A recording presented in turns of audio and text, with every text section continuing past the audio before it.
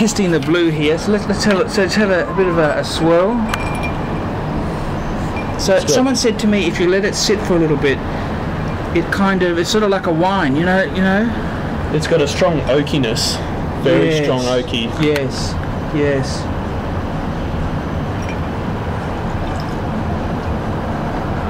I like it with the ice, you know that?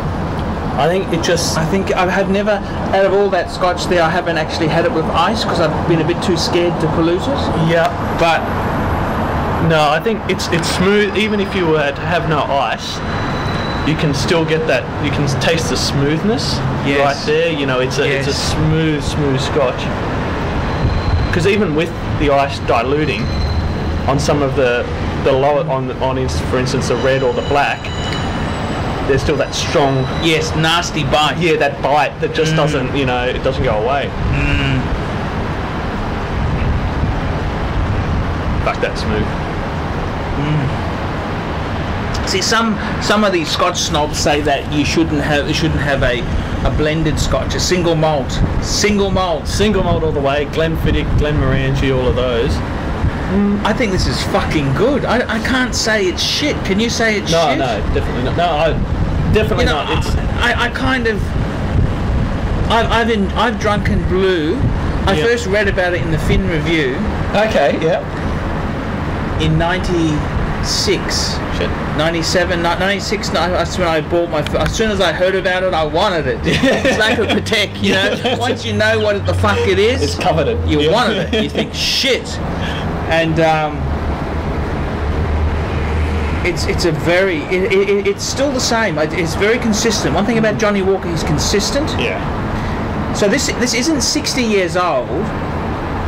You've got to remember too, with Scotch, it doesn't improve in the bottle. Once it's bottled, that's it. No more improvements, it's got to be in the oak. It's got to be in the oak. But this has 60-year-old some, probably a thimble. Yeah, that's right. And different ones at the peak time. So it's kind of the perfect blend. You know, it's got some that are 10 years old, some that are 30 years, 20 years. You know, it's got a whole range to get the flavours, you know? Exactly. And what do you think? Tell me what you think. No, see, look, you know, it's a beautiful. I just love that. Again, it just comes down to me on first impression. It's just how smooth it is. These are crystal, are they? Oh, how nice, isn't it? Only way to enjoy it, isn't it? That's the. Anyway's good, but you know, with the blue, it's so. Now, did you want some Coke with that? What Coke we're talking about? Diet or vanilla? Diet or vanilla? What a waste that would be. No, that's That is. I really enjoy that. What do you think of that? See, I think that's beautiful. See, I would like to now get a single malt. Yes. And compare. Okay, you got a single? Yeah, I got the Glenfiddich. Let's get that. Get that. We'll put some of that in after this one. Yeah, we'll finish this off. We don't want to waste this sucker. No, we don't want to pollute it. That would be a fucking tragedy. The other good Scotch I've had is the Royal Salute. I haven't had that one. That's 21 years old. It's got that big fucker of a bottle. You know, and it's got that velvet rag around it. I don't think I've even seen that one. Yeah, not in the airports you see it. Yeah. You see it. That's same price as Blue Label. That's really? the Chivas Regal equivalent. You know what I mean? The Chivas. Oh, okay. But it's only 21, so it's not as exclusive. Because what used to happen is when I lived in Thailand, I knew a guy who I used to know a lot of dodgy contacts. He would buy alcohol from the Nigerians because they had stolen credit cards on the plane. Yeah. And they'd buy it because the credit card was never checked. Until they landed. They'd buy the Scotch and sell it to him. So I used to buy it from him. Off the back of a truck, so to speak. Yeah, off the back of a truck. And the Royal Salute, it's a fucking top Scotch, but don't get me wrong. Yeah. I remember I went to one party and was drinking it with soda water. But it tasted fucking good, but it was just, it doesn't, you know, I don't know. I know it's wrong.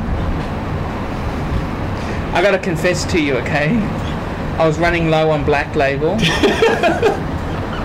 And There's nothing else around. I was, you know, I run out of Bowler's Run at $2.90 a bottle of Chardonnay. You know the Bowler's Run, you know, Dan Murphy. Yeah. And I thought, what do I fucking drink? So I was drinking Gold with soda water. That's okay, isn't it, or not? Well, it's only an $80 bottle. Oh, gold's fine. Gold's fine. Still hurts, but now I think about it. Well, that's what kind. That's the life of luxury, though. That's, you know, obscene, right? You know, just we'll get some, you know, Glenfiddich 50 at $3,000 a bottle or something, and add a bit of coke to it, and we'll be. Oh, that's, you know. Oh, that's bad. It's sacrilege. It's sacrilege.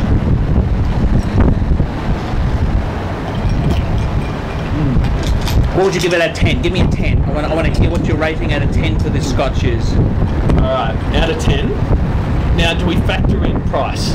Because that's going to change my factor. No, first factor is, what is it out of 10?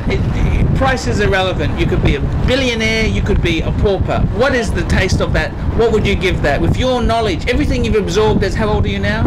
22. 22-year-old man. What's the number you give that Scotch? Give that an 8. 8 to 9. Because one, yeah, is I gotta say, is there a 10? Is there a 10? There's always a 10. There's always 10. There always has to be a 10. Because I would say high 8s. 8.75. That's what I'm going to give exactly it. Okay. I wouldn't give it a low 8. Now with price in it, how does price affect it? I don't understand this thing. Because when I say price, right, I think, all right, so how much is this a bottle? This is $200, $250 a bottle. All right. So what else can we go out now with $250? And what else can we get? We can get 21 in Glenfiddich, maybe even a bit more. And I think, well, all right. This is better than 21, bud, isn't it? It's got some 60. Yeah. No. Now, yes and no, right? I think it's smoother than a 21, but I think also there's a complex play with the blend. Okay. Right. Now, so bang per buck, what you're saying, it's not good value? Look, when you're a billionaire, right? You've just picked up your Ferrari 360. You picked up the Patek perpetual calendar, right? You got that 22-year-old nymphette. Yep. On the couch. Yep. Right. Money's no object.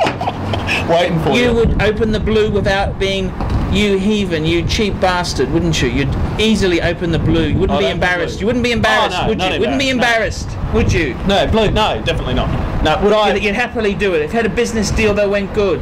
Yeah, definitely. Oh, it's a beautiful Scotch. Don't get me wrong. I'm a single malt man. See? Yes. No, I understand. So with price considered, what would you give it? With price, I think it's about a 7 myself, because it's not great bang per buck. Not great. There are better Scotches. There's better bang per buck. Exactly. But to show off, you've got a blue.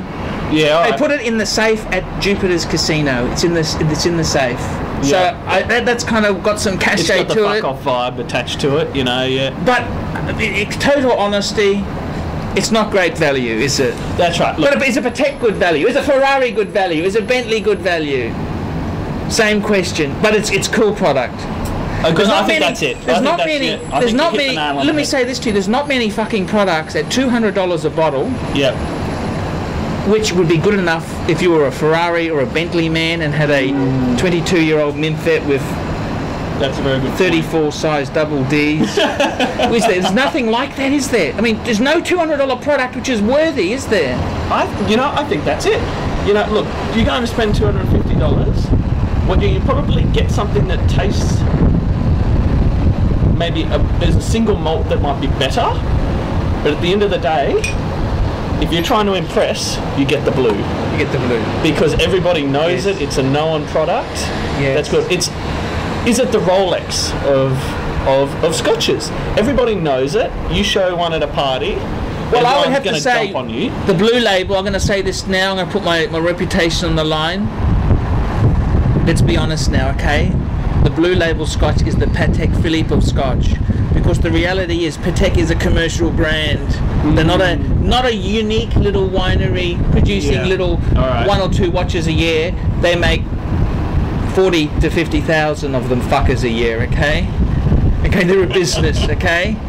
But does everyone know Patek? So everyone knows blue. Well, blue's the same, but it's the same thing because it's not Rolex. Rolex is too common, right? Okay. It is really, the blue label is the Patek Philippe of these scotches. You know, it's not necessarily the best. Patek is not necessarily the best. There's better chronograph. There's a better tourbillon. There's a better any fucking thing. You know, but it's internationally known. Yep. In the upper luxury, Patek is sort of known. Yep. It's kind of, you know, I think it's good. I think it's a good thing. I would say I agree with that, because I suppose when you say, well, how well known is it? Like, I mean, if you go to someone on the street, they might know blue either. Like, you go to some wench or some. They've never heard of it really. You go to drive out 30 kilometres west. And and they won't know about it. They'll be going, oh, Bundy, where's the Bundy? That's right. No. Okay, let's get the next Scotch.